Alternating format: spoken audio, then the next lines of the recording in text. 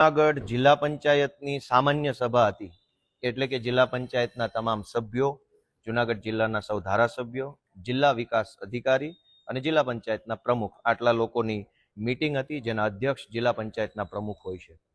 આજે ધારાસભ્ય ચૂંટાયા પછી પહેલી વખત હું આ જિલ્લા પંચાયતની સામાન્ય સભાના સભ્ય તરીકે મેં આજે આ બેઠકમાં હાજરી આપી છે. આ મારી પ્રથમ બેઠક હતી.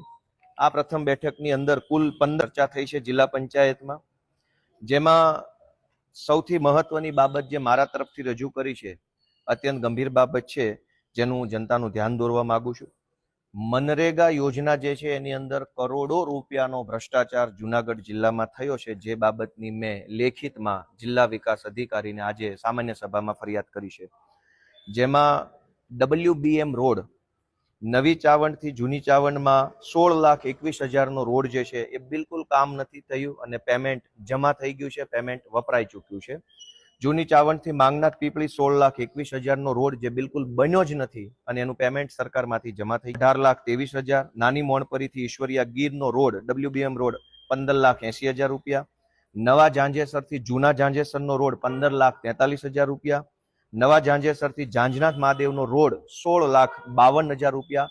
આ તમામ રોડના પૈસા લેવાઈ ચૂક્યા છે, પરંતુ રોડ બન્યો નથી. આવી રજૂઆત મને ગામના આમ આદમી પાર્ટીના કાર્યકર્તા અથવા આગેવાનો તરફથી મળી છે, જે આધારે મેં રજૂઆત કરેલ છે. આ સિવાય હરિપુર, વિસાવદર તાલુકાના હરિપુર ગીર ગામમાં તળાવ ઊંડું કરવાનું કામ છે, 20,36,000 રૂપિયાનું કામ છે. ઘોડાસણ ગામનું તળાવ ઊંડું કરવામાં 40,64,000 રૂપિયા. લીમધરા ગામમાં તળાવનું કામ 40,53,000 રૂપિયા. વીરપુર ગામમાં તળાવનું કામ 4,73,000 રૂપિયા અને મોરવાડા ગામમાં તળાવ ઊંડું કરવાના કામમાં 16,94,000 રૂપિયા.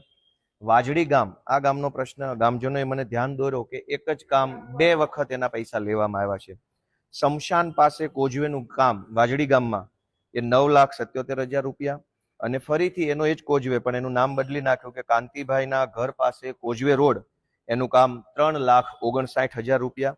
પરબ વાવડી ગામે તળાવ ઊંડું કરવાના કામમાં 18,64,000 રૂપિયા. છોડવડી ગામે તળાવ ઊંડું કરવાના કામમાં 22,14,000 રૂપિયા.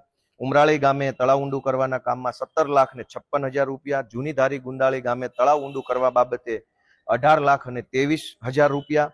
રફાળિયા રોડ ઉપર ભેસાણમાં પરસોત્તમ બચ્ચુ કાપડિયાની વાડી પાસે કોઝવે બનાવવાના કામમાં 13,18,000 રૂપિયા ચૂકવી દેવામાં આવ્યા છે, પરંતુ ગામજનો એવું કહે છે કે આવું કોઈ કામ થયું નથી અથવા તો થોડું ઘણું ફોટો પડે એટલું કામ થયું છે, બાકીના પૈસા ખવાઈ ગયા છે.